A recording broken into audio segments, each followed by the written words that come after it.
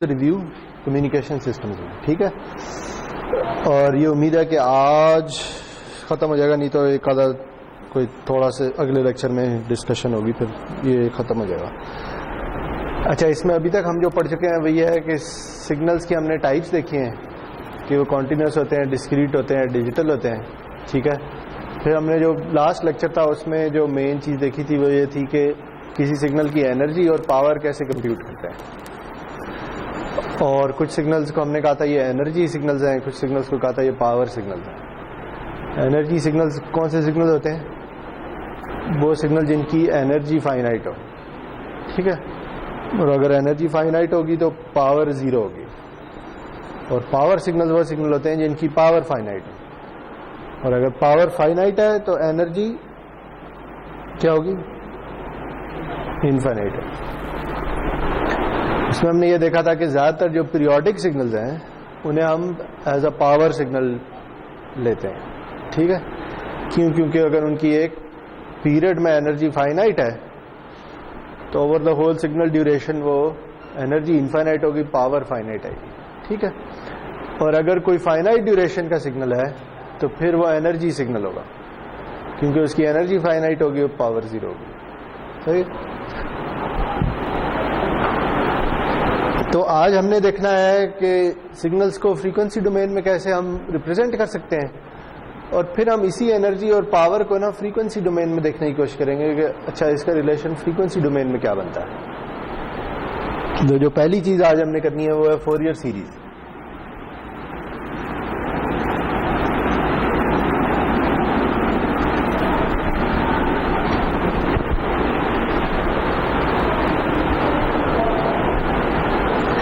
Main जो मकसद है वो फोरियर सीरीज या फोरियर ट्रांसफॉर्म का वो ये है कि आप अपने सिग्नल को as a sum of complex exponentials लिख सकें, ठीक है। कॉम्प्लेक्स एक्सपोनेंशियल क्या होता है?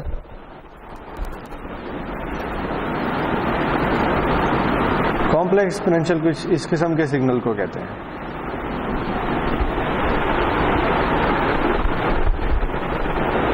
ठीक है जी, इसकी तफसील में हम नहीं जाएंगे क्योंकि मैं ये अज्यूम कर रहा हूँ कि आप सिग्नल सिस्टम्स पढ़ चुके हैं। लेकिन हम ये कहते हैं कि अच्छा ये कॉम्प्लेक्स एक्सपोनेंशियल सिग्नल है जिसकी फ्रीक्वेंसी है f, ठीक। लास्ट लेक्चर में शायद हमने देखा भी था कि इसका हम टाइम पीरियड डिफाइन कर सकते हैं इस तरह से। तो अब फोरियर सीरीज ये कहती है कि अगर आपके पास कोई पीरियोडिक सिग्नल है, यानी x ऑफ t पीरियोडिक है, और अगर पीरियोडिक है तो ये क्या होगा? पावर सिग्नल होगा, एनर्जी सिग्नल होगा, ठीक है। तो पीरियोडिक सिग्नल है या पावर सिग्नल है?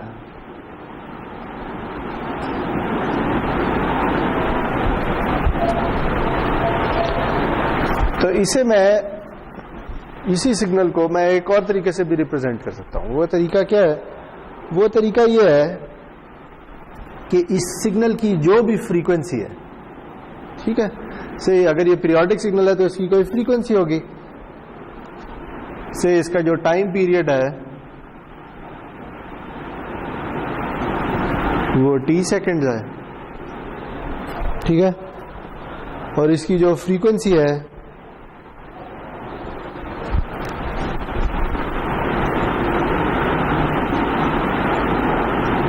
वो 1/t है, जिसे मैं नाम दे देता हूं या बुक नाम दे देती है ft का, ठीक है। जो भी नाम देते हैं उससे कोई फर्क नहीं पड़ता। तो ये एक पीरियोडिक सिग्नल है जिसका time period t, frequency ft है। तो फोरियर सीरीज ये कहती है कि मैं इसी सिग्नल को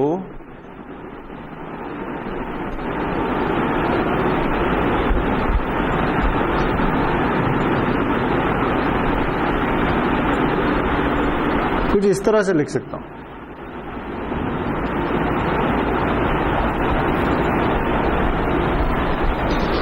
मुझे बुक की नोटेशन अगर आप यूज करने दें, बुक कह रही है x, चले इससे कोई फर्क नहीं पड़ता, मैं यही यूज कर रहा हूं। अच्छा, अब ये क्या है? देखिए ये मेन रिलेशनशिप है।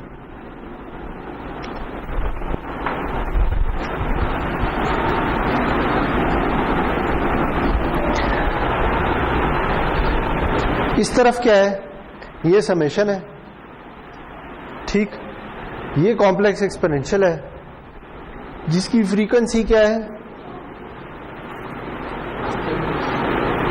इसकी फ्रीक्वेंसी क्या थी,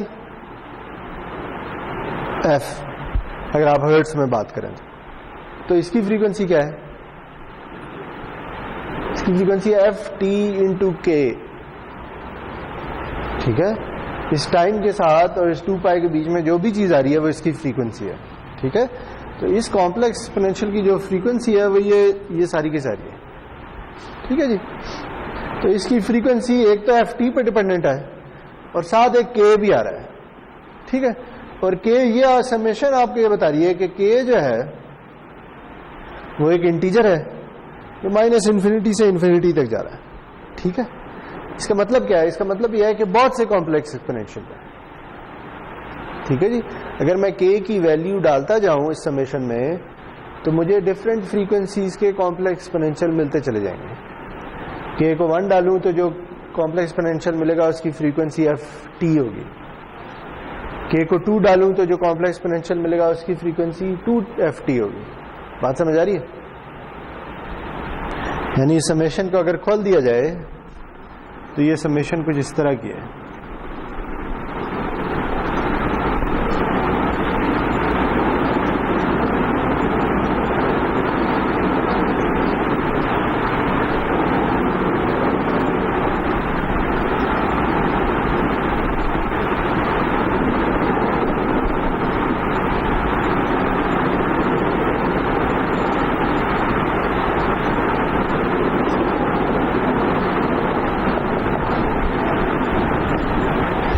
मैंने क्या किया, मैंने इसी समेशन को हर टर्म को अलग-अलग लिख लिया, ठीक है।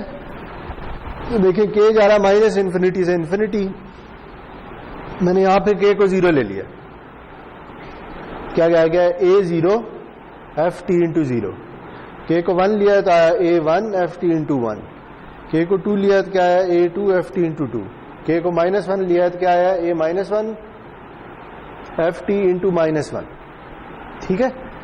तो ये इक्वेशन अगर आप खोल के इस तरह देखें तो आपको क्या नजर आ रहा है, आपको नजर ये आ रहा है कि बहुत से कॉम्प्लेक्स एक्सपोनेंशियल हैं जिनकी फ्रीक्वेंसीज इस एफ टी के मल्टीपल है, यानी F t into 0, F t into 1, F t into 2, F t into 3, F t into 4 और चलते चले जा रहे हैं, F t into -1, F t into -2, सही है। तो फोरियर सीरीज ये कहती है कि अगर आपके पास कोई पीरियोडिक सिग्नल है, कोई भी पीरियोडिक सिग्नल है, उसे आप इस तरह भी लिख सकते हैं, ठीक है। और इसको क्या कहते हैं, ये जो मैंने कहा इस तरह से लिख सकते हैं, इसे कहते हैं सम ऑफ कॉम्प्लेक्स एक्सपोनेंशियल्स, ठीक है, या आप कह लें लीनियर कॉम्बिनेशन ऑफ कॉम्प्लेक्स एक्सपोनेंशियल्स। हाँ जी, तो चेंज हो रही है ना, यही देखें, यही तो मजे की बात है। जब आप इन सब को ऐड करेंगे ना तो जो चीज बनेगी वो यही बनेगी जिसकी फ्रीक्वेंसी एफ टी होगी, ठीक है। बात समझ आई? यानी अगर आप इन सारे सिग्नल्स को ऐड करेंगे तो वापस जो सम करके जो सिग्नल बनेगा ना वो वही सिग्नल होगा जी होगा और उसकी फ्रीक्वेंसी एफ टी होगी। यही तो ये फोरियर सीरीज बता रही है कि अगर एफ टी की फ्रीक्वेंसी वाला कोई सिग्नल है ना तो उसके अंदर बहुत सी फ्रीक्वेंसीज वाले कॉम्प्लेक्स एक्सपोनेंशियल्स हो सकते हैं, ठीक है। उस एफ टी फ्रीक्वेंसी के भी हो सकते हैं और उससे ज्यादा के भी हो सकते हैं, ठीक है। तो ये मेन मकसद है फोरियर सीरीज का। अब इसमें सवाल सिर्फ ये है कि एक ए की वैल्यू क्या है, ठीक है। हर कॉम्प्लेक्स एक्सपोनेंशियल एक यूनिक नंबर के साथ या एक डिफरेंट नंबर के साथ, यूनिक तो नहीं कह सकते, एक नंबर के साथ मल्टीप्लाई भी हो रहा है। उस नंबर को हमने कह दिया है ए के, ठीक है। के इसके सबस्क्रिप्ट में आ रहा है, के का मतलब यह है कि जैसे जैसे के चेंज होगा इस नंबर की वैल्यू भी चेंज होती चली जाएगी, ठीक है। हो सकता है यहाँ पे देखें, अब यही एग्जाम्पल अगर मैंने ले लिया तो से यहाँ पे जो ए 0 है ना, से ए 0 0 है, ठीक है। ए 0 की हम वैल्यू निकालते हैं, अभी देखेंगे कैसे वैल्यू निकालते हैं, लेकिन जब वैल्यू निकाली तो से ए 0 की वैल्यू 0 आ गई, ठीक है। A1 की वैल्यू से आ गई 1/2, A2 की वैल्यू आ गई 0, मैं एक एग्जांपल ले रहा हूं, और A-1 की वैल्यू भी आ गई 1/2, ठीक है, और बाकी सारे भी 0 है, यानी A3 ले लें, 4 ले लें, -2 ले लें, -3 ले लें, वो भी 0 है। इसका क्या मतलब है? इसका मतलब यह है कि अब ये जो समेशन है इसमें से क्या हुआ है, ये वाली टर्म खत्म हो गई है। क्यों? क्योंकि ये मल्टीप्लाई हो रहा है 0 के साथ, जब 0 के साथ मल्टीप्लाई होगा तो ये तो खत्म हो जाएगा, 0 हो जाएगा। इसी तरह ये टर्म भी खत्म हो गई है और ये ऊपर वाली सारी टर्म्स भी खत्म हो गई। बात समझ आई? तो पता क्या चला? पता ये चला कि ये जो भी सिग्नल था उसमें सिर्फ ये एक नॉन जीरो टर्म है और ये एक नॉन जीरो टर्म है, बाकी सारे 0 हो गए। ये मैं एक एग्जांपल ले रहा हूं, जरूरी नहीं हर किसी में ऐसे ही हो।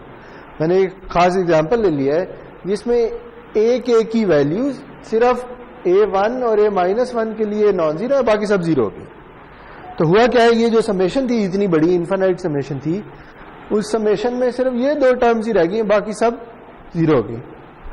तो इसे हम ये कहते हैं कि ये जो सिग्नल है, इस सिग्नल में 2 फ्रीक्वेंसीज वाले कॉम्प्लेक्स एक्सपोनेंशियल है, इसमें 2 ही कॉम्प्लेक्स एक्सपोनेंशियल है। एक की फ्रीक्वेंसी ft, एक की फ्रीक्वेंसी है -ft, ठीक है। इसके बजाय अगर ये होता फॉर एग्जांपल कि इसकी वैल्यू होती 1/4, तो अब हम क्या कहते? अब हम ये कहते कि इस सिग्नल में 3 कॉम्प्लेक्स एक्सपोनेंशियल है। एक की फ्रीक्वेंसी है -ft, एक की फ्रीक्वेंसी है ft, एक की फ्रीक्वेंसी है 2ft, ठीक है। तो एक सिग्नल में अगर ये A जो है ये सारे के सारे नॉन जीरो है, तो फिर मैं क्या कहूंगा? फिर मैं कहूंगा इस सिग्नल में इनफाइनाइट कॉम्प्लेक्स एक्सपोनेंशियल, ठीक है। इस कॉम्प्लेक्स एक्सपोनेंशियल के साथ ये वाला नंबर, इस के साथ ये वाला नंबर, और चलते चले जाए, ठीक। तो फोरियर सीरीज ये कहती है जनाब कि एक सिग्नल में इनफाइनाइट कॉम्प्लेक्स एक्सपोनेंशियल्स हो सकते हैं, लेकिन डिपेंड इस वैल्यू पे करता है। अगर ये वैल्यू कुछ k की वैल्यू इसके लिए 0 हो जाती है तो वो वाले कॉम्प्लेक्स एक्सपोनेंशियल उस सिग्नल में नहीं होंगे। बात समझ आई? अच्छा, अब A की वैल्यू कैसे निकालनी है? तो A की जो वैल्यू है ना, वो कुछ इस तरह से निकलती है। उसका भी फॉर्मूला है, वो ये है कि 1/t integrate x of t with this thing,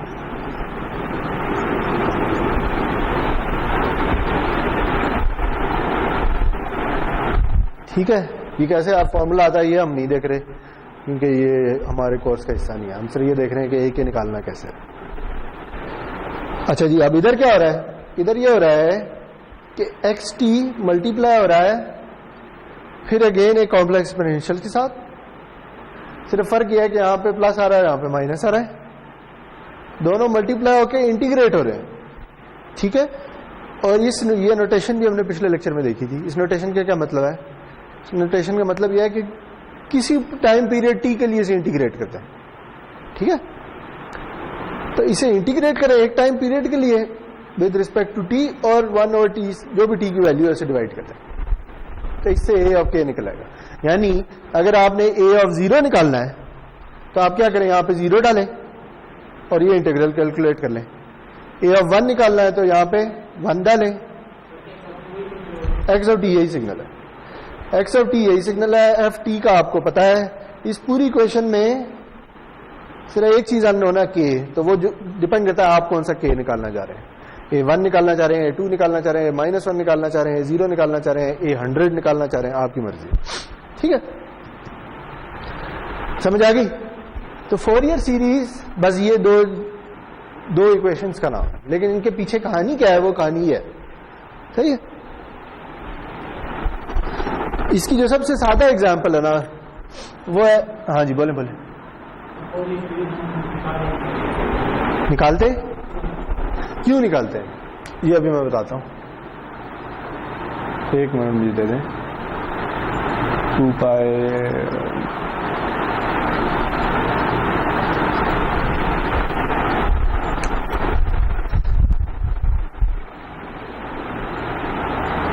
से आपके पास ना ये सिग्नल है, ठीक है। ये कोसाइन है, कोसाइन पीरियोडिक सिग्नल होता है, इसकी फ्रीक्वेंसी क्या है 1000 हर्ट्ज या 1 किलो हर्ट्ज। ठीक है, इसे अगर मैं टाइम में प्लॉट कर लूं तो ये कुछ इस तरह का होगा, ऐसे ही है। और इसका एक पीरियड इधर खत्म हो रहा है, तो इधर वैल्यू क्या होगी, क्या ख्याल है? यहां पे क्या आएगा? नहीं, मैं ये कह रहा हूं यहां से ये सिग्नल शुरू हुआ, चलता चलता चलता यहां पे इसका एक पीरियड खत्म हो गया, वैल्यू रिपीट हो रही है ना। ठीक है, तो इधर क्या वैल्यू आएगी, ये टाइम की क्या वैल्यू होगी आपको पता है? Frequency 1/f।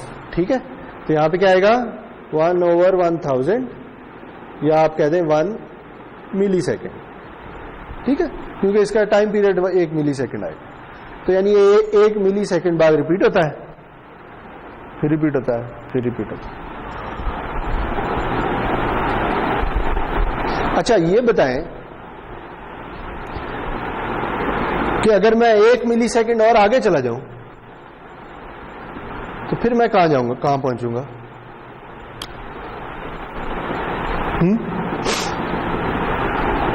क्या ख्याल है? लेकिन मैं यहां 0 से चला, 1 मिली सेकेंड पे पहुंचा तो सिग्नल रिपीट होना शुरू होगा। मैं 1 मिली सेकेंड और आगे चला जाऊं तो फिर क्या होगा, फिर कौन सी वैल्यू आएगी, फिर रिपीट होगा। ठीक है, तो यानी ये अगर इधर रिपीट हो रहा है तो ये वाली वैल्यू 2 मिली सेकेंड होगी, ऐसे ही है। ठीक है, तो मैंने क्या देखा, मैंने ये देखा कि सिग्नल 1 मिली सेकेंड बाद रिपीट होता है, लेकिन सिग्नल 2 मिली सेकेंड बाद भी तो रिपीट होता है। तो इसका टाइम पीरियड क्या होगा, 1 मिली सेकेंड होगा या 2 मिली सेकेंड होगा? क्यों, वजह क्या? तो टाइम पीरियड वो टाइम होता है, वो मिनिमम टाइम होता है कि जिसके बाद सिग्नल रिपीट होना शुरू हो जाए। ठीक है, बात समझ आ रही है? देखें, इस सिग्नल का अगर ये सिग्नल वैसे ही प्लॉट हुआ हुआ और मैं आपसे पूछूं कि इसका टाइम पीरियड क्या है, तो आप इसे देख के ये कहेंगे कि 1 मिली सेकेंड है। ठीक है, क्योंकि ये वो मिनिमम टाइम है जिसके बाद ये रिपीट होता शुरू हो जाता है। तो मैं ये कहता हूं कि अच्छा ये 1 मिली सेकेंड बाद रिपीट होता है। एक और बंदा आता है, कहता है नहीं ये 2 मिली सेकेंड बाद रिपीट होता है, 2 मिली सेकेंड बाद भी तो रिपीट होता है।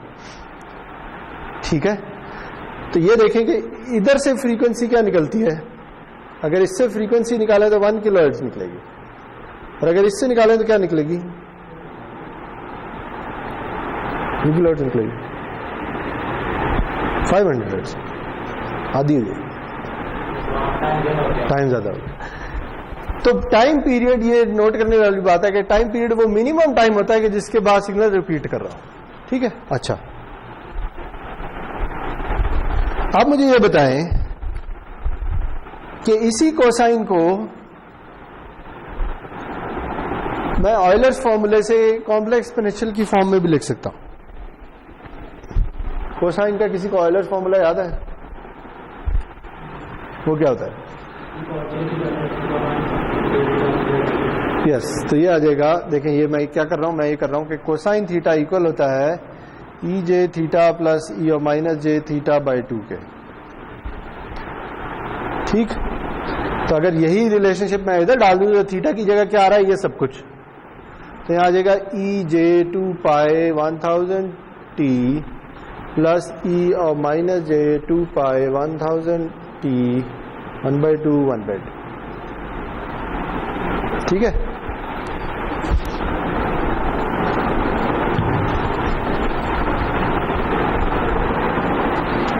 अब जरा इस देखें, ये वही है सिग्नल है, ये कोसाइन ही है। ठीक है, ये वही कोसाइन है, इसे हमने ऐसे लिख लिया है। अब अगर आप इसको, ये जो रिप्रेजेंटेशन है कोसाइन की, इसको अगर आप इसके साथ कंपेयर करें तो क्या हो गया है? अगर इस रिप्रेजेंटेशन को इस समेशन से कंपेयर करें तो आपको क्या पता चल रहा है? आपको ये पता चल रहा है कि हमने इस कोसाइन सिग्नल को कॉम्प्लेक्स एक्सपोनेंशियल के सम की फॉर्म में लिख लिया है। ठीक है, ऑयलर फॉर्मूले ने डायरेक्ट हमें ये वाली फॉर्म दे दी है। ठीक है, बात समझ आई?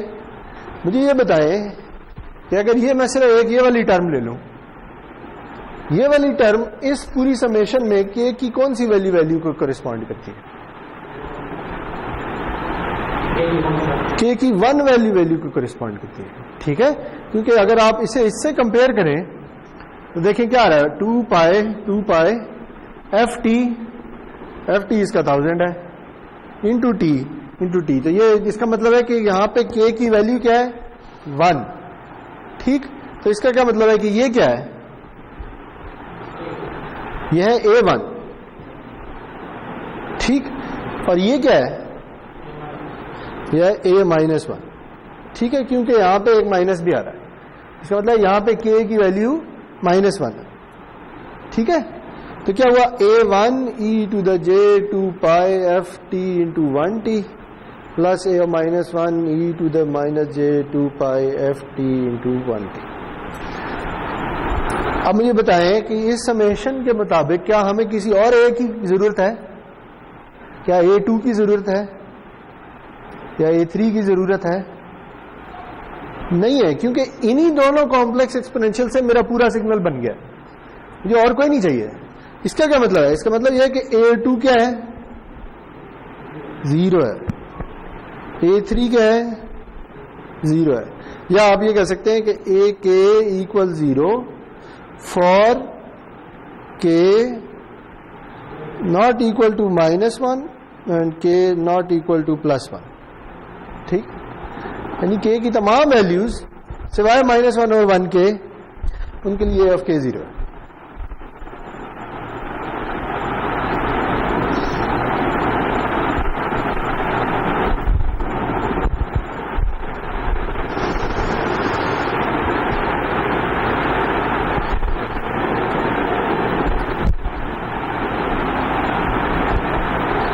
तो अब पता क्या चला? पता ये चला जी कि ये जो सिग्नल है इसमें 2 कॉम्प्लेक्स एक्सपोनेंशियल है।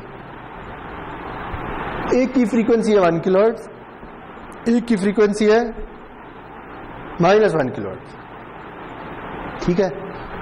तो फोरियर सीरीज का फायदा क्या है? फोरियर सीरीज का फायदा ये है कि ये हमें हमारे सिग्नल की एक और पिक्चर हमें देती है, ठीक है। देखिए, एक पिक्चर तो सिग्नल की है जो हमने ड्रॉ किया है, ठीक है। ये कैसे ड्रॉ किया है? टी की वैल्यू डालते चले जाएं, टी की वैल्यू डालते चले जाएं, सिग्नल की वैल्यू आती चली जाएगी। ऐसे ही ड्रॉ करते हैं ना, किसी सिग्नल को अगर ड्रॉ करना हो तो। एक और पिक्चर भी हमारे सामने आ गई। वो पिक्चर ये है, वो टी में नहीं है, वो एफ में है, ठीक है। और वो पिक्चर ये कहती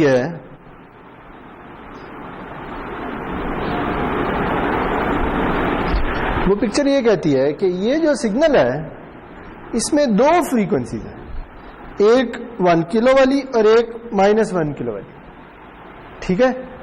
जो 1 किलो वाला कॉम्प्लेक्स एक्सपोनेंशियल है वो 1/2 के साथ मल्टीप्लाई हो रहा है, और जो -1 किलो वाला है वो भी 1/2 के साथ मल्टीप्लाई हो रहा है, ठीक है। ये और ये एक ही सिग्नल है, कोई फर्क नहीं है।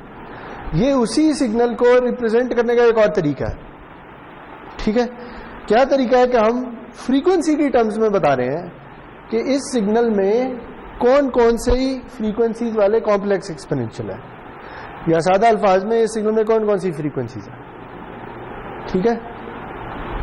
तो फोरियर सीरीज हमें एक और पिक्चर देती है एक सिग्नल की, ठीक है। वो अभी हम आगे चलेंगे तो पता चलेगा, अभी इसके बाद वही करना, ठीक है जी।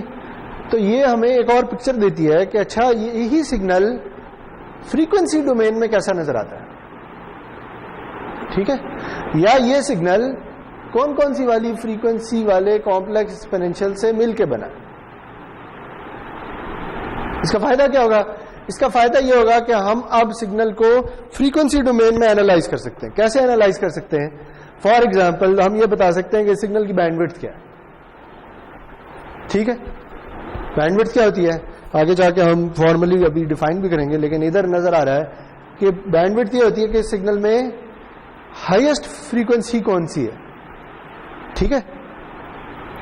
तो एक चीज होती है one sided bandwidth. One sided bandwidth ये होती है कि अच्छा अगर आप जीरो से चल पड़े, जीरो से पॉजिटिव फ्रीक्वेंसीज की तरफ जाना शुरू कर दें, तो सिग्नल में मैक्सिमम फ्रीक्वेंसी कौन सी आएगी? वो 1 किलो है। 1 किलो के बाद कोई फ्रीक्वेंसी नहीं है। तो हम ये कहेंगे कि सिग्नल की वन साइडेड बैंडविड्थ 1 किलोहर्ट्ज है।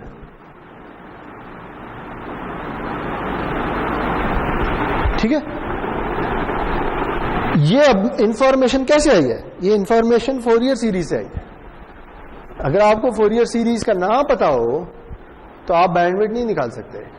ठीक है, और बैंडविड्थ क्यों जरूरी है हमने पहले लेक्चर में बात की थी कि हम ये चाहते हैं कि हमारा सिग्नल कम से कम बैंडविड्थ में ट्रांसमिट हो। याद है, एक बैंडविड्थ एफिशिएंसी की बात की थी पहले लेक्चर में। अच्छा, एक तो ये है। दूसरा ये है कि अच्छा अगर ये सिग्नल हम किसी फिल्टर में से पास करते हैं और उस फिल्टर का कोई स्पेसिफिक फ्रीक्वेंसी रिस्पांस है, तो हो सकता है कि वो इस सिग्नल में कुछ फ्रीक्वेंसीज को जाने दे, कुछ फ्रीक्वेंसीज को ना जाने दे। याद है फिल्टर कैसे डिफाइन होता है? एक लो पास फिल्टर होता है, एक हाई पास फिल्टर होता है, एक बैंड पास फिल्टर होता है। ठीक है, तो ये जो फिल्टर की सारी डिस्कशन है, ये फिल्टर की सारी डिस्कशन पॉसिबल ही तब होती है जब हम सिग्नल को फ्रीक्वेंसी डोमेन में रिप्रेजेंट कर सकें, वरना तो कुछ बता ही नहीं सकते ना। ठीक है, तो फोरियर सीरीज का एक और फायदा यह है कि हम, एक यही फायदा है कि हम सिग्नल्स को फ्रीक्वेंसी डोमेन में एनालाइज कर सकते हैं। ठीक है, अगर हम सिग्नल के साथ कोई ऑपरेशन परफॉर्म कर रहे हैं, उसे इंटीग्रेट कर रहे हैं, उसे माइनस कर रहे हैं, प्लस कर रहे हैं, डेरिवेटिव ले रहे हैं, कुछ भी ले रहे हैं, तो हम करेस्पॉन्डिंगली फ्रीक्वेंसी डोमेन में बता सकते हैं कि सिग्नल के साथ क्या हो रहा है। ठीक है, चलें।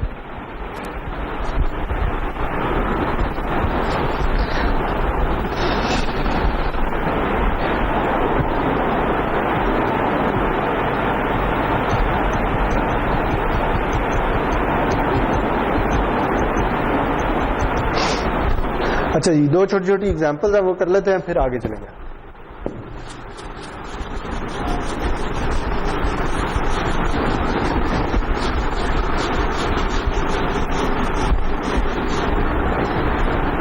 अच्छा जी, ये एक सिग्नल है, इसकी फोरियर सीरीज निकालनी है या उस तरह से उसे रिप्रेजेंट करना है।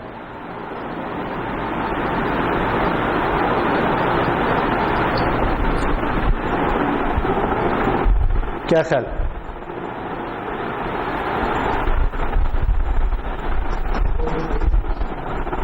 यानी जब मैं कहता हूं ना, इसका मतलब इसे इस फॉर्म में लिखना है। ठीक है, इस सिग्नल की, जैसे अभी पहले कोसाइन को लिखा था। तो क्या ख्याल है इसके बारे में? क्या ख्याल है?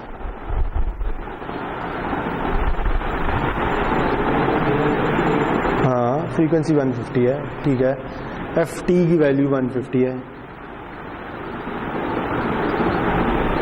और हाँ टी तो चले मानो 150 आ जाएगा, और हमने लिखना उसे उस फॉर्म में। क्या ख्याल है इसमें कितने ए केस है? Non zero. फॉर्मूले से फाइंड करेंगे, लेकिन क्या आप वैसे देख के नहीं बता सकते? इसमें एक ही कॉम्प्लेक्स एक्सपोनेंशियल है। ये सिग्नल बजाते खुद ही एक कॉम्प्लेक्स एक्सपोनेंशियल है। ठीक है, तो इसलिए इसे इस फॉर्म में लिखना तो बहुत ही आसान है। कैसे आसान है? देखिए, अगर आप इस टर्म को अगेन इस इक्वेशन में ढूंढने की कोशिश करें, तो इस इक्वेशन में ये कहां पे है? ये इधर बैठी हुई है, ऐसे ही नहीं है। देखिए, ये है ही कॉम्प्लेक्स एक्सपोनेंशियल, तो इसे कॉम्प्लेक्स एक्सपोनेंशियल की फॉर्म लिखने की जरूरत ही नहीं है। ठीक है, दूसरे अल्फाज में आप ये कह सकते हैं कि A1 जो है वो क्या है? वो 1 है, और बाकी सारे A के जो है वो 0 है। तो बात समझ आई ये कैसे आया? देखिए, ये सिग्नल खुद से कॉम्प्लेक्स एक्सपोनेंशियल है। ठीक है, हमने इसे करना क्या है? हमने इसे सम ऑफ कॉम्प्लेक्स एक्सपोनेंशियल्स की फॉर्म में लिखना है, जिसमें ये ए के जो है ये शायद वेरी हो रहे हो। ठीक है, अगर मैं A1 वाली टर्म ले लूं तो यहां क्या आएगा? A1 into e j 2 pi f T 1t, ऐसे ही है ना? तो देखिए, ये वही वाली तो टर्म बन रही है यहां पे। अगर यहां मैं K1 भी डाल दूं तो 1 इंटू 150 रहेगा, तो वही वाली टर्म आ जाएगी। ठीक है, तो हमें ये सिग्नल देख के ही पता चल गया है कि इस सिग्नल में सिर्फ एक ही कॉम्प्लेक्स एक्सपोनेंशियल है जिसकी फ्रीक्वेंसी 150 है, इसलिए A1 की वैल्यू 1 होगी, बाकी सारे A 0 होंगे। अगर यहां 0.5 भी डाल दूं मैं तो फिर क्या होगा? फिर A1 जो है वो 0.5 हो जाएगा। ठीक है, समझ आई बात?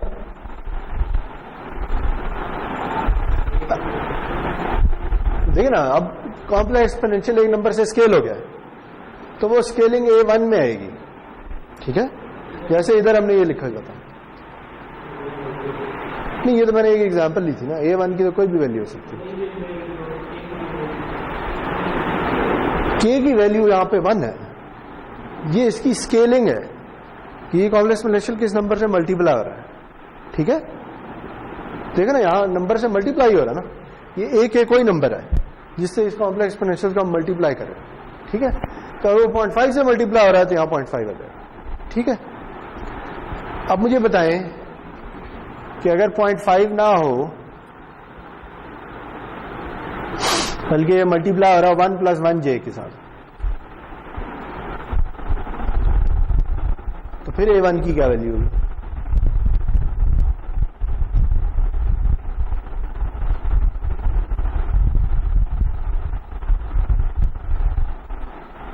फिर यही वैल्यू होगी और क्या होगा? ठीक है, फिर हम कह देंगे A1 जो है 1 + 1j। ठीक है, कहने का मकसद यह है कि A का रियल होना जरूरी नहीं है, A कॉम्प्लेक्स भी हो सकता है। बात समझ आई? ठीक है, अच्छा मुझे ये बताएं कि इस कॉम्प्लेक्स नंबर को मैं मैग्नीट्यूड फेज फॉर्म में लिख सकता हूं? कैसे लिखूंगा? हाँ, इसका मैग्नीट्यूड क्या होगा? हाँ, इसका मैग्नीट्यूड आ जाएगा √2। ठीक है, real square plus imaginary square √, तो 1 + 1 2 √2 आ गया। और इसका एंगल क्या आएगा? tan inverse 1/1, tan inverse 1। tan inverse 1 क्या होता है? π/4। ठीक है, तो ये π/4 आ जाएगा। सही है जी? ये कौन सी फॉर्म है? ये रेक्टेंगुलर फॉर्म है। ये कौन सी फॉर्म है? पोलर फॉर्म है। एक और फॉर्म भी है, वो है कॉम्प्लेक्स एक्सपोनेंशियल फॉर्म। उसमें हम इसे ऐसे लिखते हैं √2 EJ π/4। ठीक है,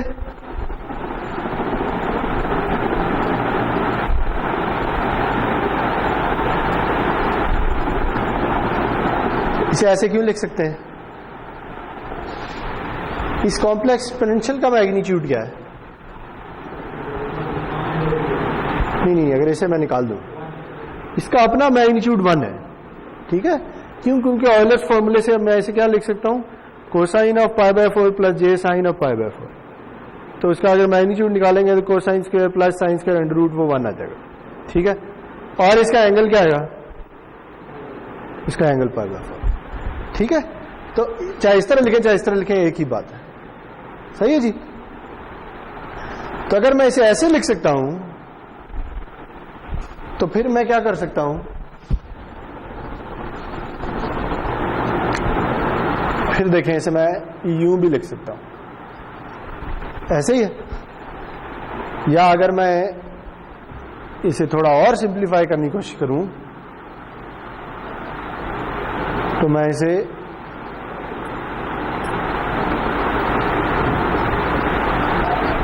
यूं भी लिख सकता हूं।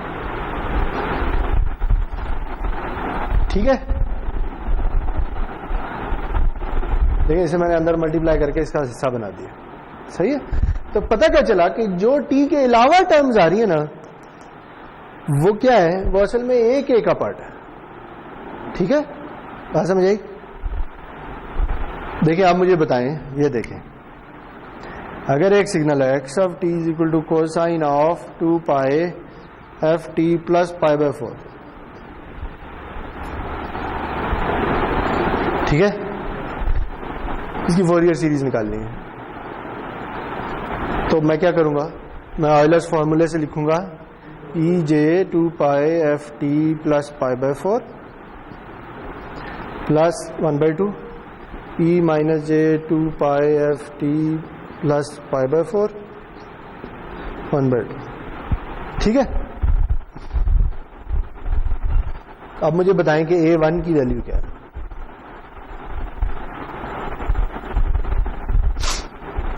ये A1 वाली टर्म है ना, K1 वाली टर्म। यहाँ A1 की वैल्यू क्या आएगी?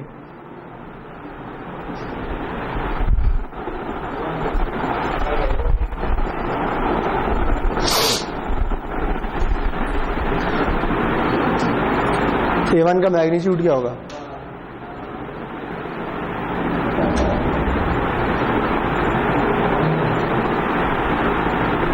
अच्छा, ये अगर ना होता तो फिर A1 की वैल्यू क्या थी? 1/2 है ना, ये जिससे मल्टीप्लाई हो रहा है ये A1 होता है। ठीक है, तो ये 1/2 तो ऐसे ही आएगा, साथ क्या आ जाएगा?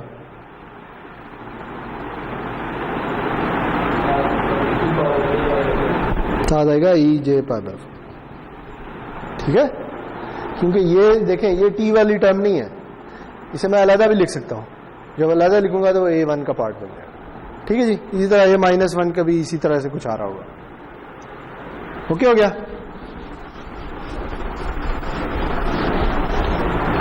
तो अब मुझे बताएं, अगर मैं इस सिग्नल को फ्रीक्वेंसी एक्सिस पे प्लॉट करूं तो ये किस तरह का नजर आएगा? इसमें कितनी फ्रीक्वेंसीज हैं, या इसमें कितनी फ्रीक्वेंसी वाले कॉम्प्लेक्स एक्सपोनेंशियल हैं?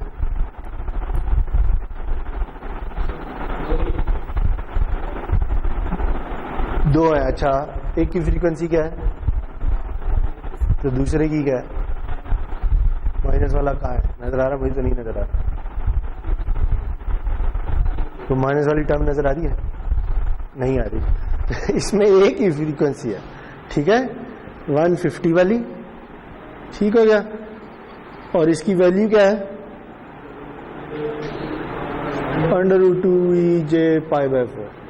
ठीक है, तो जब ये कॉम्प्लेक्स नंबर बन जाता है ना A1, तो फिर हम इसे मैग्नीट्यूड और फेज फॉर्म में ड्रॉ करते हैं। ठीक है, फिर हम दो प्लॉट करेंगे। एक प्लॉट में इसका मैग्नीट्यूड डालेंगे, ठीक है, फिर एक और प्लॉट बनाएंगे जिसमें 150 पे ही एक और पल्स भी आएगी और इसकी वैल्यू होगी पाई बाय 4। ठीक है, हम कहेंगे ये जो है ये A का मैग्नीट्यूड का प्लॉट है और ये जो है ये A के एंगल का प्लॉट है। बात समझ आई? क्योंकि A जो है वो अब एक कॉम्प्लेक्स नंबर बन गया है, तो हम इसका मैग्नीट्यूड और फेज अलग अलग प्लॉट करेंगे। ठीक है, मैग्नीट्यूड है √2, फेज है पाई बाय 4, तो दो प्लॉट आ जाएंगे।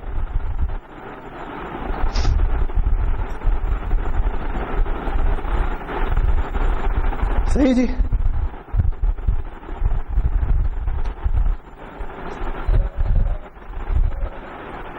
तो अब मुझे बताइए,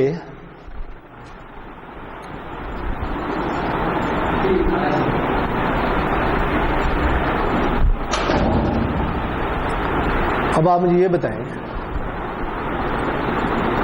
मैं टाइम को ज्यादा ही लगा रहा हूं इस पर, लेकिन चलें कोई नहीं।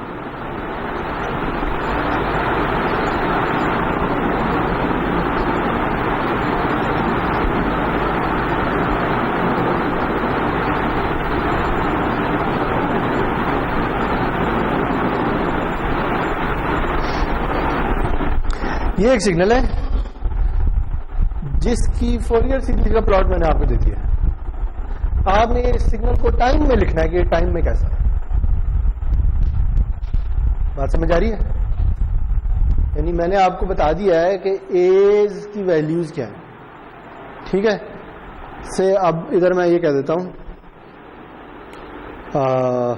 चले मैं थोड़ा आसान कर देता हूं।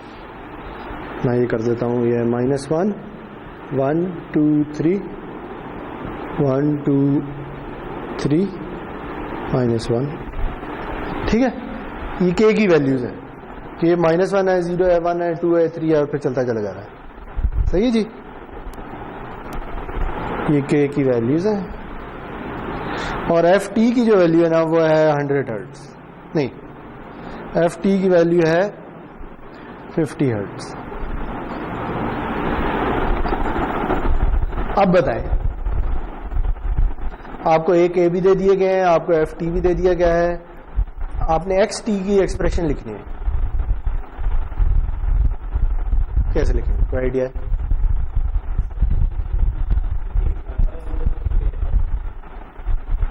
K3 है ना, ये K की वैल्यूज दी हुई, F की वैल्यूज नहीं दी हुई।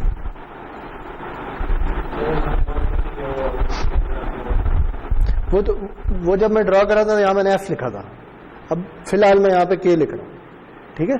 ये A0 है, ये A1 है, ये A2 है, ये A3 है। बात समझ आ रही है? जैसे उस इक्वेशन में। तो क्या ख्याल है, पहले मुझे ये बताएं, इस इक्वेशन को देख के क्या नजर आता है, इस सिग्नल में कितने कॉम्प्लेक्स एक्सपोनेंशियल हैं? 2 है। एक k इज इक्वल टू 3 पे और एक k इज इक्वल टू -1 पे। जो k इज इक्वल टू 3 पे है उसका जो कॉम्प्लेक्स एक्सपोनेंशियल होगा उसकी फ्रीक्वेंसी क्या होगी? वो 50 होगी। इधर जो K3 वाली टर्म आएगी वो कहां पे आएगी? इससे नीचे आएगी ना, ऐसे ही नहीं है, यहां पे आएगी ना, क्या ख्याल है? हाँ, तो फिर फ्रीक्वेंसी क्या बनेगी? 150 आएगी। बात समझ आई है? देखिए K3 वाली टर्म ये वाली है, ठीक है। तो फ्रीक्वेंसी क्या बनेगी? F t into 3। F T की वैल्यू क्या है? 50, तो क्या बनेगा? 150, ठीक है। और जो ये वाला है इसकी फ्रीक्वेंसी क्या होगी? है दो कॉम्प्लेक्स एक्सपोनेंशियल है ना, एक की तो हमने डिसाइड कर ली 150 है, दूसरे की क्या है, इसकी क्या है? ये समेशन में कहां पे आ रहा है? ये वाला है, तो इसकी फ्रीक्वेंसी क्या होगी? -FT, यानी -50, ठीक हो गया? बात समझ आ गई? तो अब क्या लिखेंगे हम इधर? हम लिखेंगे इस सिग्नल में दो कॉम्प्लेक्स एक्सपोनेंशियल्स हैं, एक है A-1 वाला, एक है A3 वाला, ठीक है। जो -1 वाला इसके साथ क्या आएगा? -j2πft इंटू टी, और जो 3 वाला इसके साथ क्या आएगा? EJ2πft 3t। ऐसे ही बीच में प्लस आ जाए। अब वैल्यूज डाल दें, वैल्यूज अगर डाल दें तो क्या बनेगा? E -j2π50t, आगे बनेगा EJ2π150t। अब रह क्या गया? A-1 और A3 की वैल्यू। तो बताइए जी A3 की वैल्यू क्या है? चलिए बताएं, A3 रियल है या कॉम्प्लेक्स?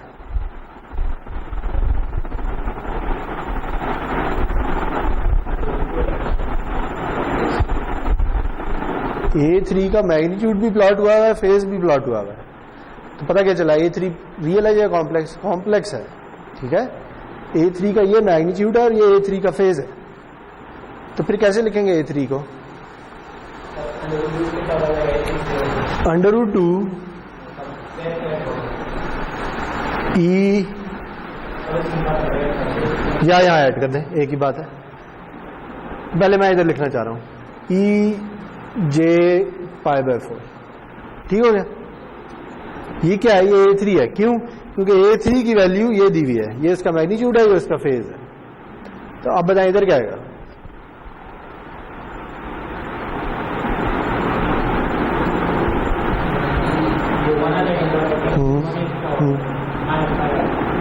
E -j π/6, ठीक हो गया? बात समझ आ गई? तो ये है जी फोरियर सीरीज, मेरे ख्याल में इतना बहुत है। ये चले आ रहे, एक और एग्जांपल कर लेते हैं, वो एग्जांपल इंपॉर्टेंट है इसलिए, फिर फोरियर ट्रांसफॉर्म पे जाएंगे।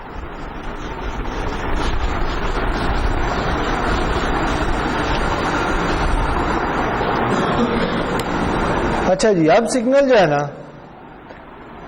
वो कुछ इस तरह का है।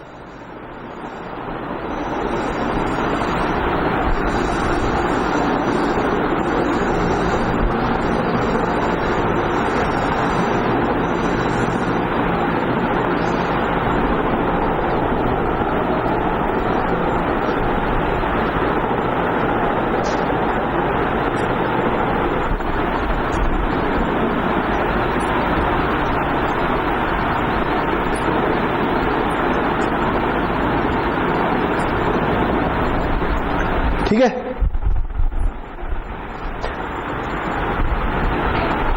पहले तो बताएं ये सिग्नल पीरियोडिक है या ऐसे ही चलता चला जा रहा है?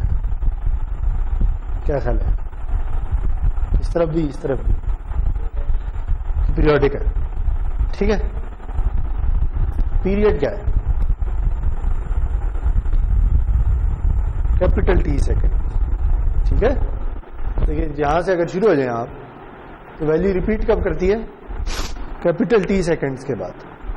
ठीक है, तो ये एक पीरियोडिक सिग्नल है जिसका पीरियड कैपिटल टी सेकेंड है। ठीक हो गया, अब इसकी फोरियर सीरीज निकालनी है।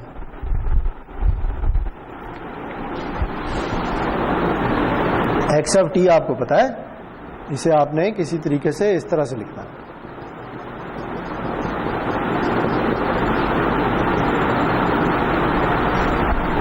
ठीक हो गया,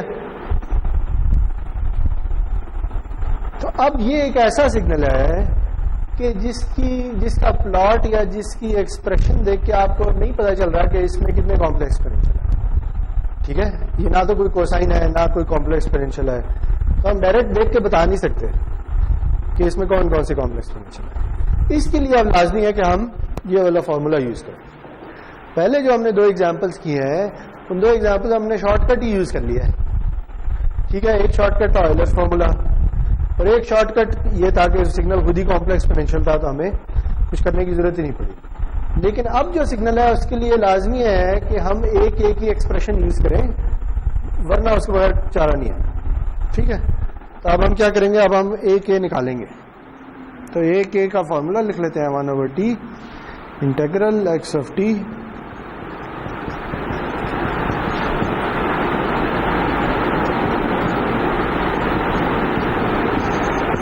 ठीक हो गया। टाइम पीरियड की वैल्यू खुद से टी है तो ये टी ही रहेगा। अब हमें क्या करना है, हमें एक पीरियड के ऊपर इंटीग्रेशन करनी है। ठीक है, तो वो इंटीग्रेशन इधर से इधर तक भी हो सकती है, और वो इंटीग्रेशन अगर मैं इस पूरे को शिफ्ट कर दूं इधर से इधर तक भी हो सकती है। कहां समझ आ रही है? ये इंटीग्रेशन एक पीरियड के ऊपर है। वैसे तो आपको नजर आ रहा है कि 0 से t तक एक पीरियड है, लेकिन जब आप इंटीग्रेशन करेंगे ना तो ये आधा पोर्शन इसका आ रहा है आधा पोर्शन इसका आ रहा है, तो इंटीग्रेशन थोड़ी कॉम्प्लिकेटेड हो जाएगी।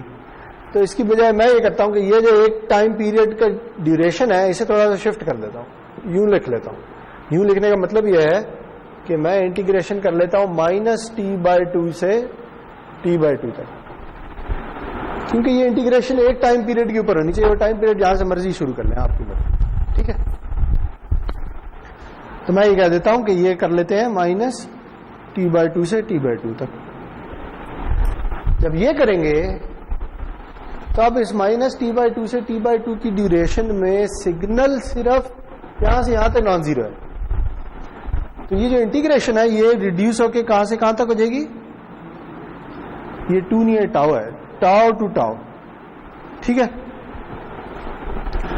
और इस -टाउ से टाउ तक सिग्नल की वैल्यू क्या है? 1 से 1 आ जाएगा।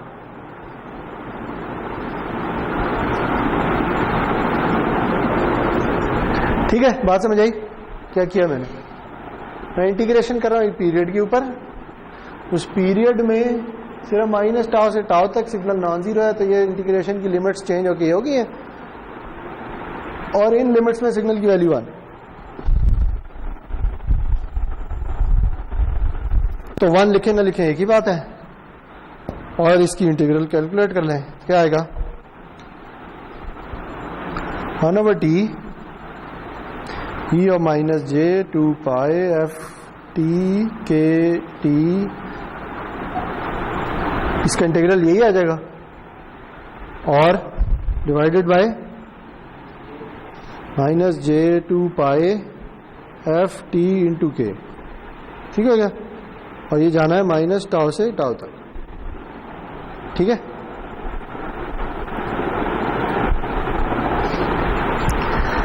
तो ये आ जाएगा e 1/t to the minus j two pi f t के tau minus e to the j two pi f t के टाउ। ठीक है, मैंने लिमिट्स डाल दी हैं, लिमिट्स डाली है तो ये टाउ इसी तरह आ गया है, ये माइनस टाउ था तो ये माइनस माइनस प्लस होके प्लस हो गया। ठीक है,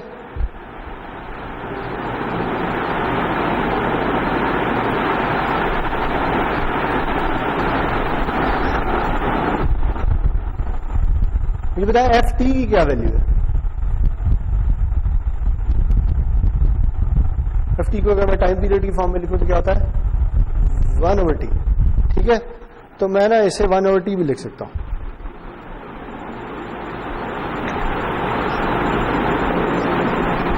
ठीक है, तो मसला तो नहीं है ना। अच्छा,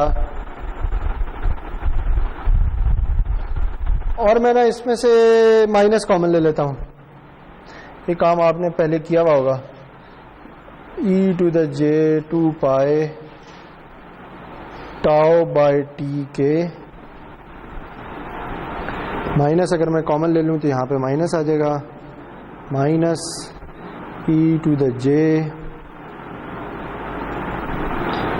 टू पाई के टाउ। ठीक है जी, मैंने एक माइनस कॉमन ले लिया बस, और कुछ नहीं किया। तो माइनस कॉमन लिया तो ये वाली टर्म पहले आ गई और ये वाली टर्म बाद में चली गई। सही, और मैं इसे 2j से डिवाइड और मल्टीप्लाई कर देता हूं। वो क्यों कर रहा हूं? इसलिए कर रहा हूं ताकि ये अंदर वाली टर्म क्या, हाँ वो भी आ रहा होगा यार, सॉरी मुझसे गलती हो गई। यहाँ पे क्या मिसिंग है? यहाँ मिसिंग है minus j two pi f k over T. ठीक है, जो कि इधर भी लिख लेते हैं तो फिर ये सारा कुछ करने की जरूरत नहीं पड़ेगी। ये आ जाएगा माइनस जे टू पाई के ओवर टी। ठीक है, सॉरी ये मैंने मिस कर दिया था। तो माइनस माइनस प्लस हो जाएगा, और मैं इसे सिंप्लीफाई करके ना कुछ ऐसे लिख सकता हूं, टी टी कैंसिल हो जाएगा। ठीक है, 2 पाई अंदर रख लेंगे तो ये आ जाएगा 1/पाई के। ठीक है, e to the j two pi के tau over T minus e to the minus j two pi के tau over T over 2j। सही है, ये समझ आ रही है क्या हुआ है? देखिए टी टी हो गए कैंसिल, 2j को मैंने इधर ही रख दिया है, पाई के को मैं बाहर ले गया हूं, ये माइनस माइनस कैंसिल हो गई। सही है, तो ये आ गया। और अगर मैं इसे सिंप्लीफाई करके लिख लूं तो यहां पे लिख देता हूं, ये आ जाएगा 1/पाई के साइन ऑफ 2 पाई के टाउ ओवर टी। ये क्या निकला है? ये ए ऑफ के। ठीक हो गया। तो अब क्या हुआ, इस एग्जाम्पल में हमने एक ए की वैल्यू निकाल ली है खुद से। ठीक है, वो एक्सप्रेशन यूज करके, वो जो उधर लिखी है ए के, ये मैं मिटा दूं सब कुछ।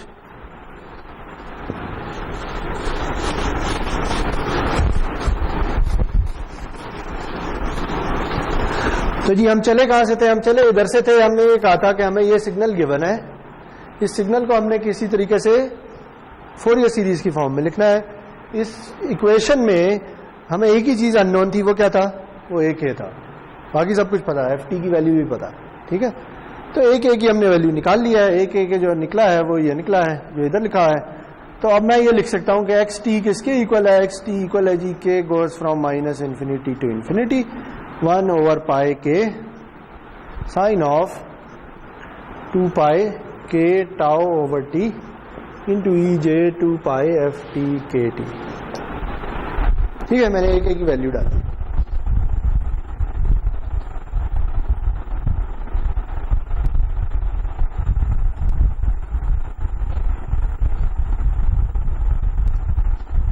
अब मैं क्या करूंगा?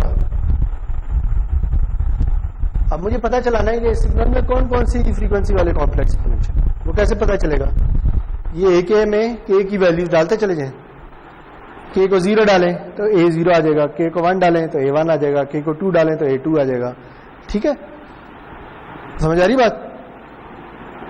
तो जैसे जैसे के की वैल्यूज डालते चले जाएंगे, एक के की वैल्यूज आती चली जाएंगी। अगर उनमें से कोई वैल्यू 0 हो जाती है तो इसका मतलब उस फ्रीक्वेंसी वाला कॉम्प्लेक्स एक्सपोनेंशियल इसमें नहीं है, और अगर 0 नहीं होती तो वो है।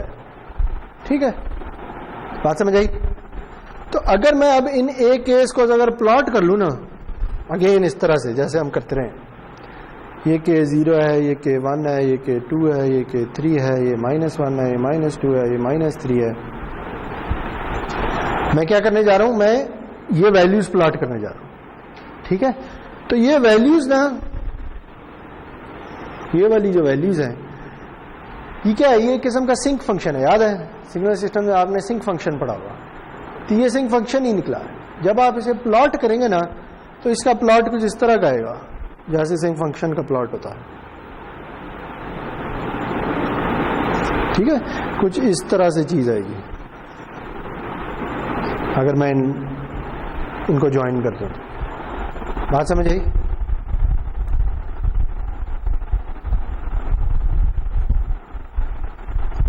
ये क्या है? ये A0 है, ये A1 है, ये A2 है, A3 A4 A5 और इस तरह चलते चले जाना। बात जो समझने वाली है वो ये है कि ये ऐसे केस हैं कि जिनमें के की वैल्यू डालते चले जाएं तो इनकी वैल्यू आती चली जाती है। ऐसा नहीं होता कि A10 के बाद सारे A0 हो जाएंगे, ऐसा नहीं है। ठीक है, वैल्यू डालते चले जाएं, वैल्यू आती चली जाएगी। क्यों? क्योंकि साइन की वैल्यू -1 से 1 के दरमियान कुछ भी आ सकती है, डिपेंडिंग ऑन कि यहाँ पे टाउ की क्या वैल्यू है, टी की वैल्यू क्या है और के की वैल्यू क्या है। ठीक है, हो सकता है उनमें से कोई वैल्यू 0 हो जाए, क्योंकि साइन पाए, साइन 2 पाए, साइन 4 पाए 0 होते हैं ना। तो अगर पी, टाउ और के की कुछ ऐसी वैल्यूज आप डालते हैं कि उस खास कॉम्बिनेशन के लिए 2 पाए या पाए बन जाता है, या उसका कोई मल्टीपल बन जाता है, तो 0 आ जाएगा, वरना जरूरी नहीं है कि 0 है। ठीक है, बात समझे? हाँ, 0 पे इन्फिनाइट नहीं होगा। 0 पे 0 अगर 0 फॉर्म बन रही है वो l'Hopital रूल यूज करके ठीक होगी। ठीक है, लेकिन अगर यहां 0 डालें तो क्या होता है? यहां पे भी 0 आएगा और साइन ऑफ 0 आ जाएगा, तो 0 और 0 बन जाएगा। तो इस केस में आपको डेरिवेटिव लेना पड़ेगा दोनों का। ठीक है, तो डेरिवेटिव लेने तो आपके पास वैल्यू आ जाएगी।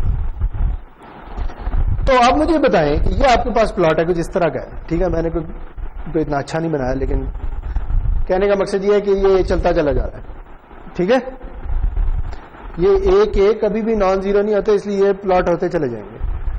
तो आपके ख्याल में इस सिग्नल की बैंडविड्थ क्या है?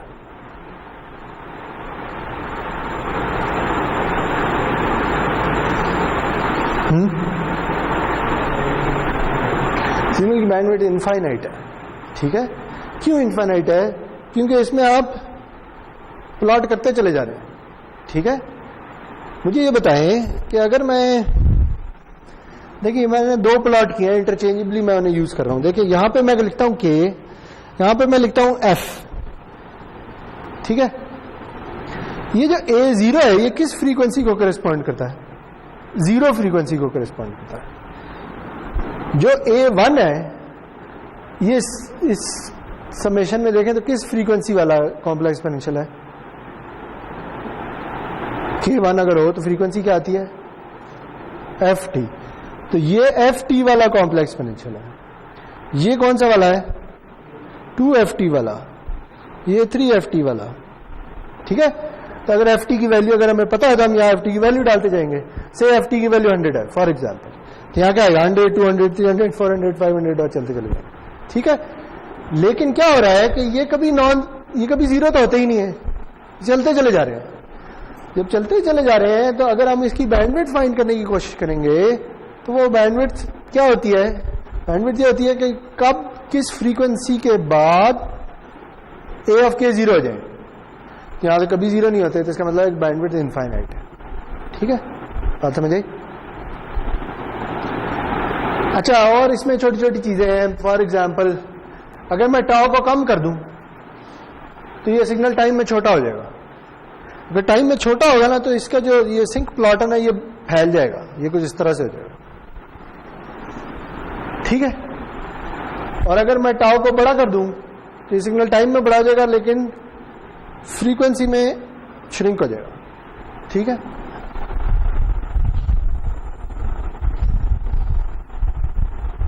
तो ये एक इंपॉर्टेंट प्लॉट है, ये अक्सर यूज होता है कि अगर आपके पास, इसे कहते हैं रेक्टेंगुलर पल्स ट्रेन, ठीक है।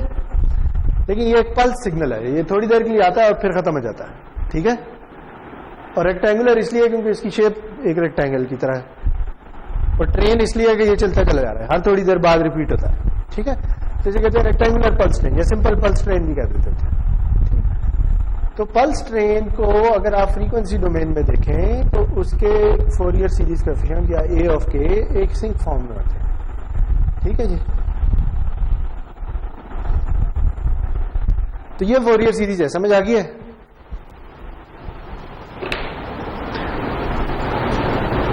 फोरियर सीरीज एक पीरियोडिक सिग्नल के लिए डिफाइंड होती है। चलेंगे,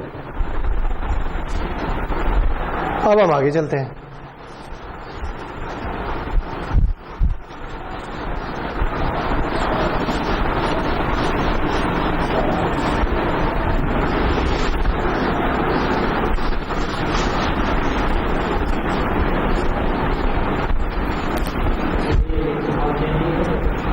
क्यों यार,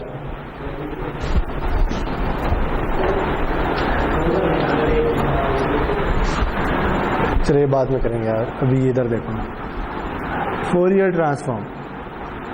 अब हम देखने जा रहे हैं फोरियर ट्रांसफॉर्म क्या था।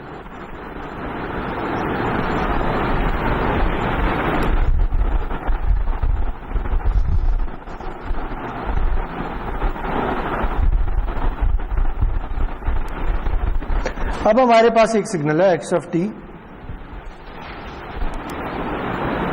जो कि ए पीरियोडिक है,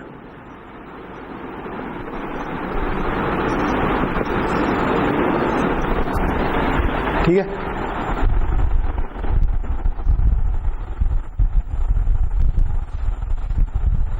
और साथ ही मैं आपको ये बता रहा हूं कि ये एक एनर्जी सिग्नल है। इसका क्या मतलब है जी? दूसरी स्टेटमेंट का क्या मतलब है? दूसरी स्टेटमेंट, ये एनर्जी सिग्नल है। एनर्जी सिग्नल का क्या मतलब है? इसकी एनर्जी फाइनाइट है, ठीक है। यानी ये है तो ए पीरियोडिक लेकिन इसकी एनर्जी फाइनाइट है। मुझे बताएं क्या ये इस तरह का सिग्नल हो सकता है? क्या ये सिग्नल इसको सेटिस्फाई करता है इन दोनों कंडीशंस को? ये सिग्नल ए पीरियोडिक है या नहीं है? क्या ये एनर्जी सिग्नल है या नहीं? एनर्जी सिग्नल भी है, ठीक है, क्योंकि ये फाइनाइट ड्यूरेशन का है। अच्छा, एक ये सिग्नल है यू ऑफ टी, क्या ये ए पीरियोडिक है?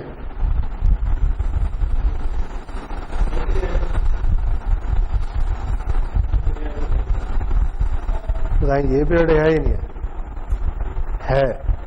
क्योंकि रिपीट तो नहीं कर रहा ना, सही है तो ए पीरियोडिक। क्या ये एनर्जी सिग्नल है? नहीं, ये एनर्जी सिग्नल नहीं, ठीक है।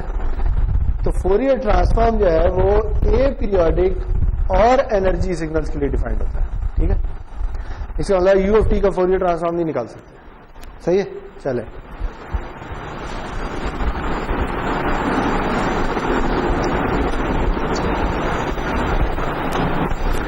अच्छा, तो फोरियर ट्रांसफॉर्म ये कहता है कि अगर सिग्नल एपीरियोडिक है और एनर्जी सिग्नल है, तब भी मैं उसे कॉम्प्लेक्स एक्सपोनेंशियल्स के सम की फॉर्म में लिख सकता हूं। ठीक है,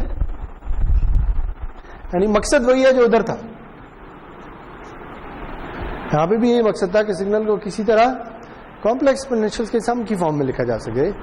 इधर भी यही मकसद है। ठीक है, फर्क सिर्फ ये है कि इधर जो कॉम्प्लेक्स एक्सपोनेंशियल थे उनकी फ्रीक्वेंसी क्या थी, जो उस सिग्नल की फ्रीक्वेंसी है उसके मल्टीपल। इधर कोई फ्रीक्वेंसी तो है नहीं, सिग्नल ही एपीरियोडिक है।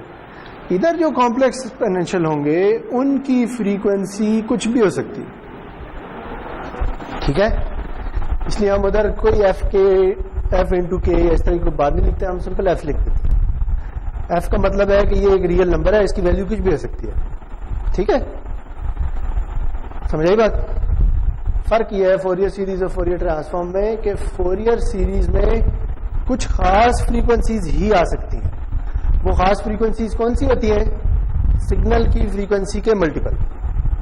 यानी अगर सिग्नल की फ्रीक्वेंसी 100 है तो फोरियर सीरीज ये कहती है कि उसमें जो कॉम्प्लेक्स एक्सपोनेंशियल होंगे उनकी फ्रीक्वेंसी 100, 200, 300, 400, 500, -100, -200, -300 यही हो सकती है। 99 नहीं हो सकती, 50 नहीं हो सकती, 10 नहीं हो सकती। बात समझ आ रही है मेरी? 99.99 नहीं हो सकती। ठीक है, वो भी इनफाइनाइट। बात समझ आ रही है? यानी के को अगर आप इन्फिनिटी तक ले जाए तो वो भी इनफाइनाइट ही होंगे ना, लेकिन वो मल्टीपल है सिग्नल की अपनी फ्रीक्वेंसी।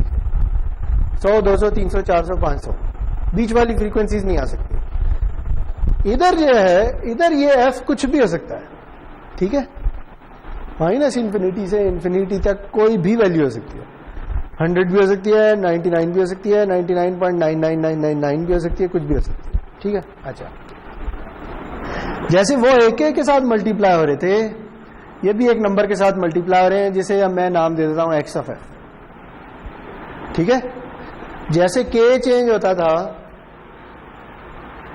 तो ए की वैल्यू चेंज हो जाती थी, इसी तरह जब एफ चेंज होगा तो इसकी वैल्यू चेंज हो जाएगी। ठीक है, और चूंकि ये इनफाइनाइट है और एक रियल नंबर के अलॉन्ग है, तो जब हम इन्हें सम करेंगे तो ये सम इंटीग्रल में चेंज हो जाएगा। ठीक है, तो ये फोरियर ट्रांसफॉर्म है।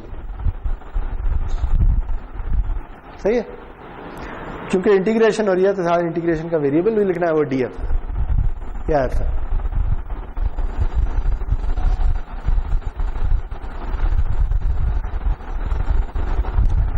और इसमें ना एक इधर एक स्केलिंग टर्म भी आ रही होती है, यहाँ 1/2 पाई आ रहा। 1/2 पाई देखना पड़ेगा डी एफ में आता है या नहीं आता।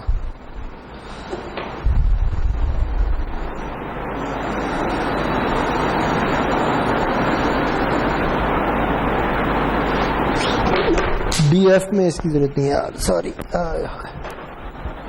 सॉरी ये इधर नहीं आएगा। अच्छा, इसकी ना अगर आप किसी और बुक में या डिफरेंट बुक्स में देखें तो कुछ लोग इसे ऐसे भी लिखते हैं, x of omega e to the j omega t d omega. ठीक है, माइनस इन्फिनिटी टू इन्फिनिटी, तो उस केस में यहाँ 2 पाई भी आ रहा था। देखिए, ये दोनों ही फ्रीक्वेंसीज हैं, ये हर्ट्ज में है, ये रेडियंस पर सेकंड में, फर्क नहीं पड़ता। ठीक है, आप चाहे ये वाली एक्सप्रेशन यूज कर लें, ये वाली एक्सप्रेशन यूज कर लें। ये चूंकि बुक जो हम फॉलो कर रहे हैं वो एक्स ऑफ एफ यूज करती है, इसलिए हम यही वाली एक्सप्रेशन यूज करेंगे। तो देखें जी, इसको अगर हम इसके साथ कंपेयर करें तो कंपैरिजन समझ आ रहा है? अभी भी समेशन ही है, लेकिन वो समेशन इंटीग्रल में इसलिए चेंज हो गई है कि जो फ्रीक्वेंसीज हैं वो डिस्क्रीट नहीं रही बल्कि कॉन्टिन्यूअस हो गई। ठीक है, वो 100, 200, 300 वाला केस नहीं रहा, बल्कि एफ कुछ भी हो सकता है। जब एफ कुछ भी हो सकता है तो इसलिए समेशन की बजाय इंटीग्रेशन आती है। ठीक है, अच्छा, अब सवाल यह है कि जैसे वहां यह सवाल था कि ए ऑफ के कैसे कंप्यूट करेंगे, यहां सवाल यह है कि एक्स ऑफ एफ कैसे कंप्यूट करेंगे। तो एक्स ऑफ एफ का फॉर्मूला उससे मिलता जुलता है, वो ये है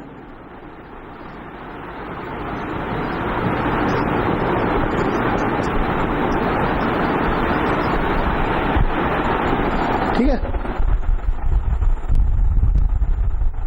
वहां भी एक्स ऑफ टी मल्टीप्लाई हो रहा था कॉम्प्लेक्स एक्सपोनेंशियल के साथ, यहां पे भी हो रहा है। वहां जिस फ्रीक्वेंसी वाला था वो वाला के लेना था, यहां पे के का कॉन्सेप्ट ही कोई नहीं है, एफ कॉन्टिन्यूस वेरिएबल है तो एफ आ जाएगा।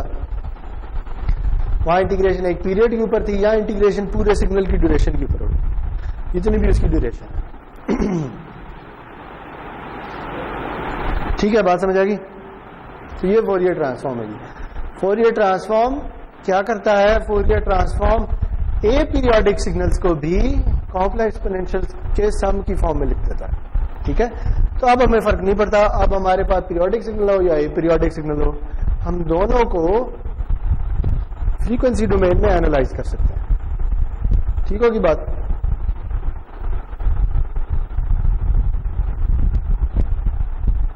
तो अब हमें कोई भी एक्स ऑफ टी दे दे, हम उसे इस फॉर्म में या इस फॉर्म में लिख लेंगे। पीरियोडिक है तो उस फॉर्म में, ए पीरियोडिक है तो इस फॉर्म। ठीक है,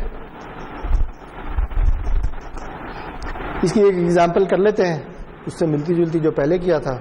देखिए, अगर ये सिग्नल है,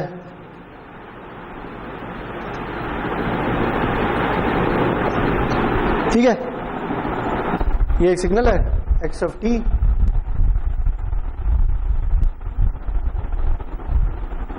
इसे मैं इस फॉर्म में लिखना चाह रहा हूं। ठीक है, तो अगर इस फॉर्म में लिखना है तो मुझे एक्स ऑफ एफ पता चलाने की जरूरत है, तो मैं एक्स ऑफ एफ कैलकुलेट कर लेता हूं। एक्स ऑफ एफ जो है इस फॉर्मूले के मुताबिक क्या आएगा, इसमें एक्स ऑफ टी की वैल्यू डाल दें। ठीक है, ये एक्स ऑफ टी सिर्फ 0 से 2 तक नॉन जीरो है, तो इसलिए ये जो इंटीग्रेशन है ये रिड्यूस होकर 0 से 2 तक हो जाएगी। ठीक है जी, क्योंकि बाकी जगह तो सिग्नल की वैल्यू ही 0 है, इसके अंदर इसकी वैल्यू 1 है, तो यहाँ 1 आ जाएगा, e o minus j 2 pi f t d t. इसका इंटीग्रल कैलकुलेट कर लें, ये आ जाएगा e o minus j 2 pi f t divided by minus j 2 pi f from 0 to 2, और इसमें लिमिट डाल दें और कैलकुलेट कर लें। ठीक है, जो भी आएगा वो इधर आ जाएगा, समझ आ रही है। चलें इसे कैलकुलेट कर लेते हैं जल्दी से। ये आ जाएगा -1/J 2 pi f e to the minus j 2 pi 2t।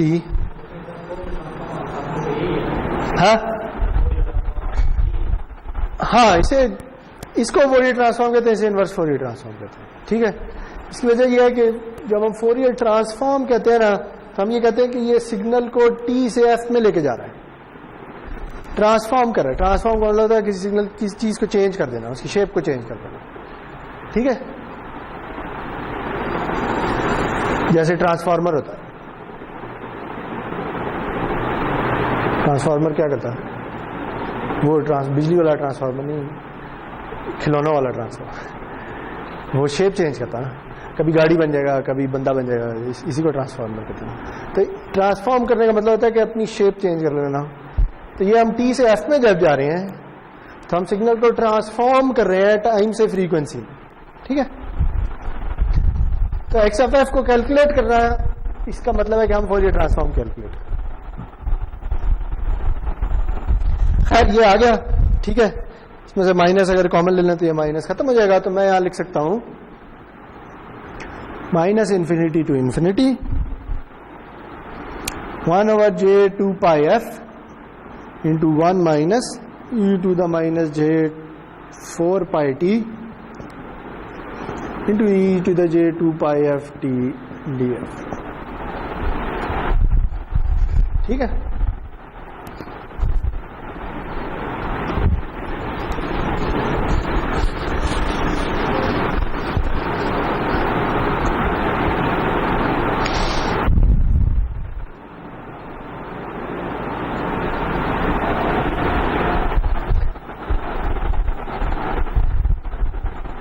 ये एक्स ऑफ टी है जो ऐसे ड्रॉ हुआ है, इसको अगर मैं कॉम्प्लेक्स एक्सपोनेंशियल की फॉर्म में लिखना चाहूं तो ये ऐसे लिखूंगा, जिसमें एक्स ऑफ एफ की वैल्यू है।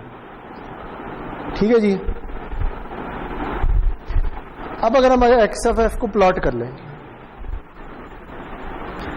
तो ये क्या करेंगे, हम एफ का एक्सेस प्लॉट करेंगे, यहाँ एफ की वैल्यू डालते चले जाएंगे, सॉरी टी में डालनी थी, ये है, ठीक है।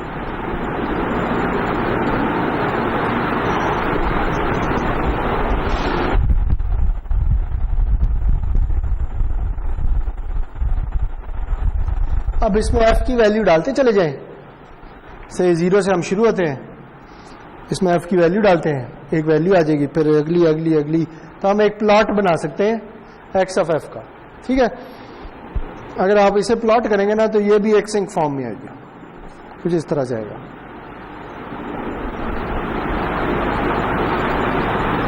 इसे आप प्लॉट करके देख सकते हैं, ठीक है।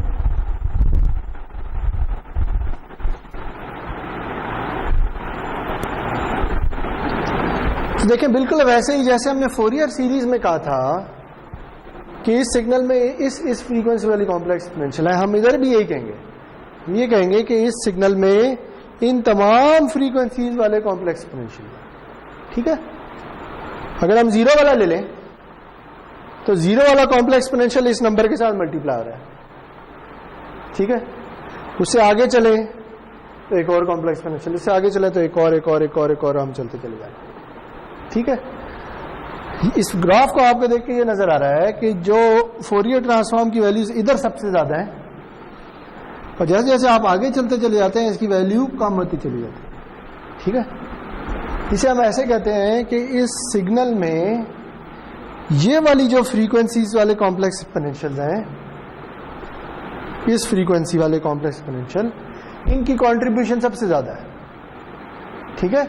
क्यों कंट्रीब्यूशन सबसे ज्यादा है? क्योंकि इन कॉम्प्लेक्स एक्सपोनेंशियल के साथ जो नंबर आ रहा है, ये वाला नंबर, ये नंबर बड़ा है, ठीक है, कंपेयर टू दीज नंबर्स, ठीक है जी। तो हम ये कहते हैं कि इन फ्रीक्वेंसीज वाले कॉम्प्लेक्स एक्सपोनेंशियल की कंट्रीब्यूशन ज्यादा है, जैसे जैसे फ्रीक्वेंसी बढ़ती चली जाती है उन फ्रीक्वेंसी वाले कॉम्प्लेक्स एक्सपोनेंशियल्स की कंट्रीब्यूशन कम होती चली जाती है, ठीक है।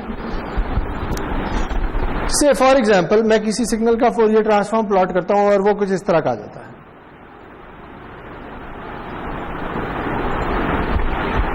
ठीक है। से ये वैल्यू जो है ये है 50 और ये वैल्यू है -50। तो अब मैं क्या कहूंगा, मैं ये कहूंगा कि इस सिग्नल में -50 से 50 हर्ट्ज वाले कॉम्प्लेक्स एक्सपोनेंशियल हैं, उनकी वैल्यूज क्या है, यानी ये वाली वैल्यूज क्या है जो इस ग्राफ में प्लॉट हुई है, ठीक है।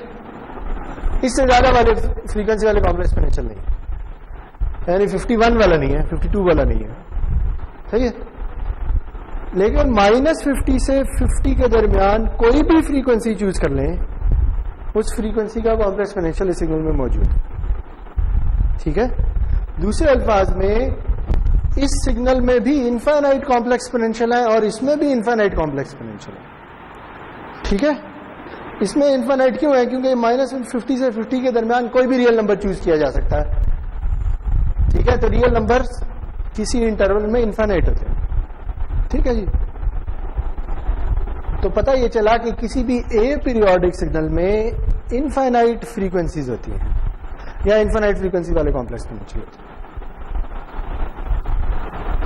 ठीक है जी। मुझे ये बताइए जो नीचे सिग्नल है इसकी बैंडविड्थ क्या होगी? अगर आप 2 साइडेड बैंडविड्थ की बात करें तो 100 हर्ट्ज है, यानी ये टोटल बैंडविड्थ है।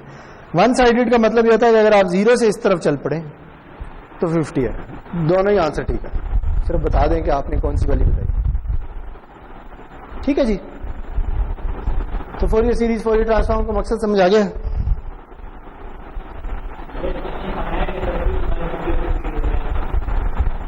नहीं ना, -50 के 50 के दरमियान मैं कोई भी वैल्यू चूज कर सकता हूं, ऐसे ही है, हाँ?